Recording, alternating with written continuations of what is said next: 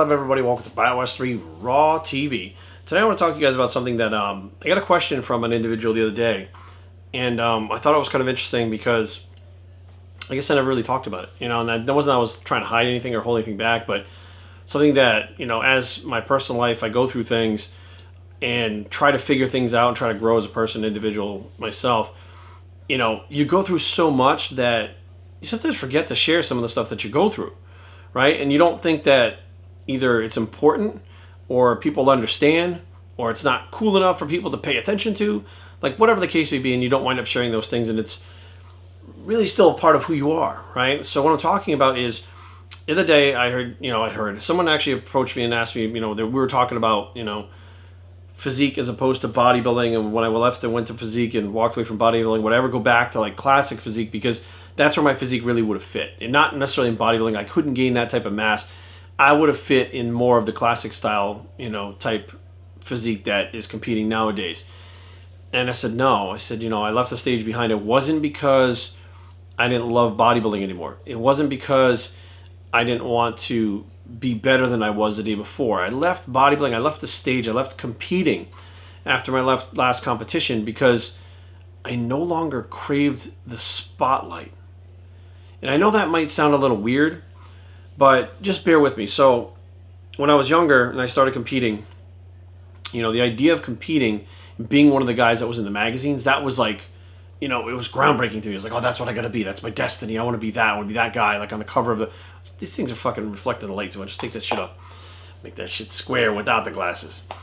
So it seemed to come a point, and I don't know what was changing me. I think maybe I was getting a little bit older, and my priorities were shifting a little bit, not just in my personal life, but as far as how I was feeling about being in the spotlight. Like when I was younger, I feel like I needed to be in the spotlight to really justify who I was, if that makes any sense.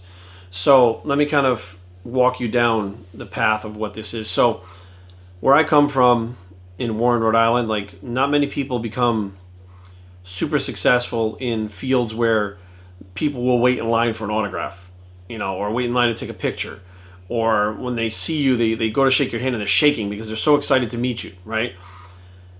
That doesn't usually happen, right? And I grew up not seeing that stuff, not knowing what that feels like, none of that stuff. But I knew that the guys that I was going to see, like when I was a little kid, I went to the car show and David Hasselhoff was there.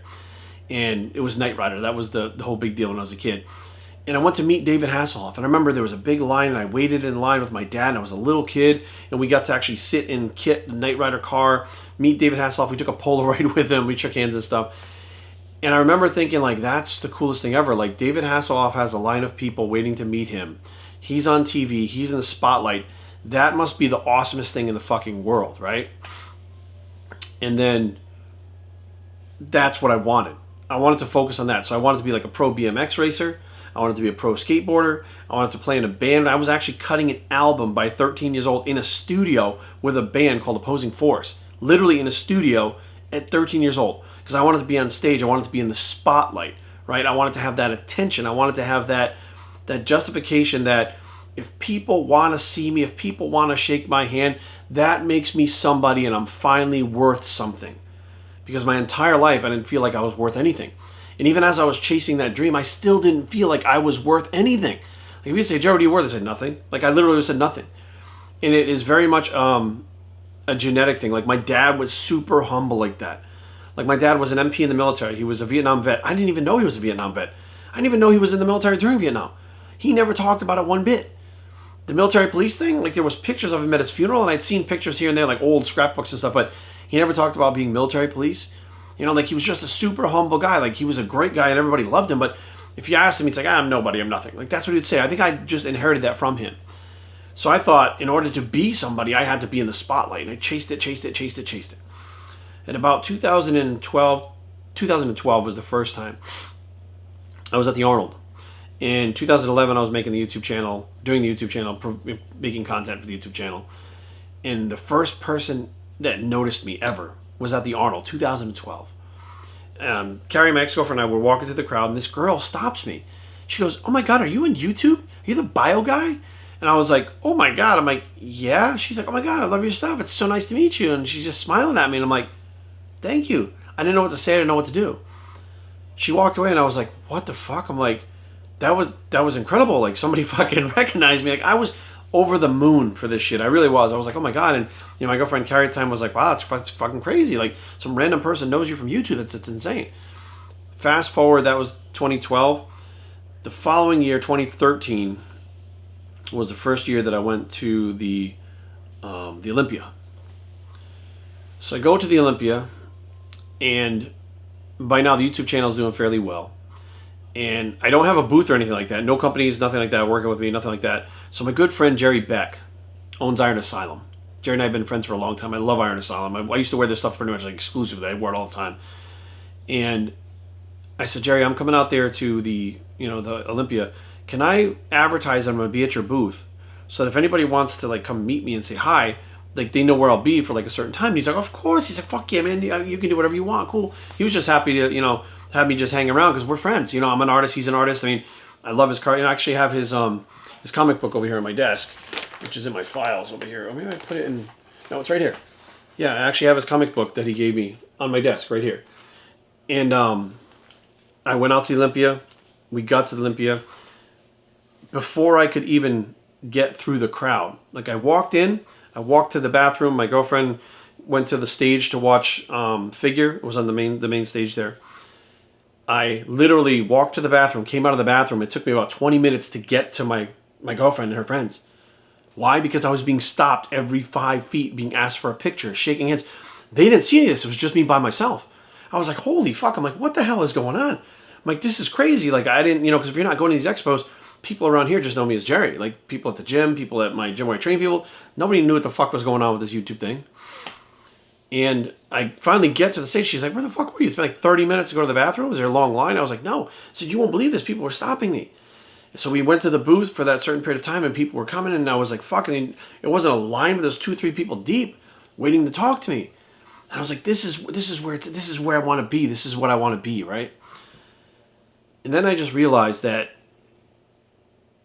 and this went on and on. I've had opportunity after opportunity. I've literally traveled all over the world. I remember going to Australia and walking in the expo to Australia with KC. People just stopping us right away as soon as we walk in, pictures and stuff. And I was just like, holy fuck, I'm in Australia. I'm not even in fucking my own country.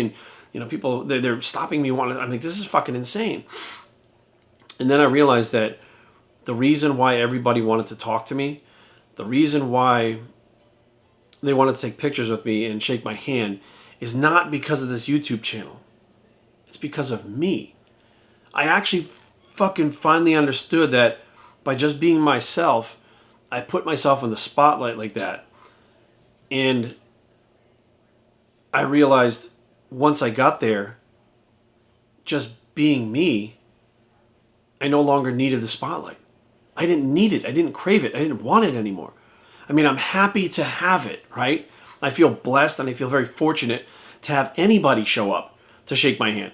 Honestly, there are times where I go, fucking nobody's going to show up. Here we go. This is going to be the time. I walk in and then, people stop me before I even get to the booth. And, I realized it's not about the spotlight. It's not about making you feel like you're someone. It's about the interaction with the people. Like my whole frame of mind changed. I had somebody come up to me at the LA Fit Expo. It was my first year with Primeval. 2 individuals, 2 Arabic guys. And they were from the Middle East. And they waited in line. And finally it was their turn. And they were like the last ones in line. I was going to go to the bathroom. And they started talking to me. And they said, you know what? Our flight came in a couple hours ago. We got from the airport. We took a cab here to the convention center. We came here to see you. Our flight leaves in 6 hours to go back to the Middle East. We're only here to see you. I said, what? I was like, what? So I told, the people primarily, I said, listen, I'm going to shut this down for a little bit. I'm going to hang with these guys. So I hung out there for about 30 minutes, just talking and stuff, till they had to leave and go back to the airport and go through, security and stuff like that to go back home. And that's when I really realized that it's like, I don't really crave that spotlight anymore. I'm happy to have it. I don't feel like I need to go to every single fucking expo and walk around just so I can feel like I'm important. I don't feel like I need to walk everywhere and have someone be like, oh, aren't you the BIOS 3 guy? Like, the need it left. The need for the spotlight just left. The need to be on stage to try to be in the spotlight went away. The need to have people show up to shake my hand went away. Like that need, like it was fulfilling something, a void in me that I didn't really know what it was. And what it was growing up in an area that, you know, unless you were the guy on TV and had all the people, like, you were nothing, you know, like in thinking that I was nothing and realizing like everybody around me was better at just about everything growing up as a kid. Like I was just average at things, right? Like the special things that I had talent at, like playing the guitar, playing the bass, playing the drums, I threw that stuff away because I figured, you know, the people where I was around then, it wasn't a big deal. They didn't really care. So I was chasing something that I thought would fill the void, and really that void, what it was actually knowing that I'm Jerry Ward and I'm worth something. I'm Jerry Ward and I'm a fucking human being. I'm on this planet with everyone else to do my little part, and I just need to be myself. I don't need to chase something to get people to like me. I need to just be myself. And that switch flipped in about 2012, 2013, right around there where I said, you know, I really don't need to do this anymore. And the last physique shows that I did actually were more personal things where if I stress out or I get into a certain situation where I don't want to say depressed, but depressed, I jump into a contest prep, and that's how I focus to get myself out of it. And even then, I learned how to kind of deal with my anxieties and my depression and stuff like that without having to force myself to physically be involved in a contest prep. Like I feel like I've grown so much as an individual in the last few years that I don't even recognize myself anymore. And that's a good thing. That's a good thing. Because I'm still the Jerry that I was in 2012, 2013, 2014, 2015. But I'm this new Jerry that understands that those are just pieces of me as I'm evolving into who I am now. So I know this video is all over the place, and some people are not going to understand it. Some people are. But this is why I stepped away from the stage. This is why I decided to be a judge instead, behind the table instead of on the stage. Like, I don't need to be in the spotlight. I don't need to be showing off all the time. I wear baggy clothes all the time. Why? Because I don't feel the need to show off my physique. I don't feel the need to be the center of attention all the time anymore. Which, it's cool. Don't get me wrong. It's cool when someone comes up to me and we talk because they watch this stuff and they know me, and it's awesome. And that's the best part about this whole fucking thing, about having a channel, about having people follow you, is the interactions with people, meeting them, getting to know them. Like, I can't tell you how many times I've just randomly picked up my phone, gone to my direct messages, picked a fucking message, talked to somebody, and wound up fucking just shooting the shit with them on the phone, just for the fuck of it. Matter of fact, there was an individual that I know. The other night I was on the phone with him. I just know him from being online, and he comes to see me at the expos and shit. You know, he had a question, and he seemed like he was stressed out about something in the fucking text, in the message. And I was like, yo, man, you're going to be around. I'll call you in like fucking 10 minutes. And, you know, I called him, and we fucking shot the shit. Now, the old me would have been like, well, I don't know if that person wants to talk to me because I'm not really worth anything. The new me was like, hey, man, I may or may not be worth anything, but I know that I'm worth something, and I may have something to help this guy who's in need. So let me take fucking 20 minutes out of my day and shoot the shit with him and see if I can fucking help him. I can't do that with everybody, obviously, right? And now what's going to happen is everybody's going to fucking send me DMs, try to get me to call them, and I'm going to be the biggest dick because I don't return them because I can't do it for everybody. But the bottom line is, you know, there's a lot that changes as you go along in time. And the more you get to know yourself and really come into your own and become that person you're supposed to be, which is what I think is happening. I'm becoming who I was supposed to be. It took me 43 years to get here, but it's happening. It's happening now. So where it goes, I don't know. But I just don't feel the need to be out there and have all eyes on me all the fucking time. Every time I leave the fucking house, every time I go to an expo, I just kind of want to walk out there and be me. And if the people like me, for just being me, I think my job is done. BossYouTraining@gmail.com. Leave comments down below, but don't fight. BossYouTraining.com is the blog. It's the Just Me Bicep. It's still there. And we're out.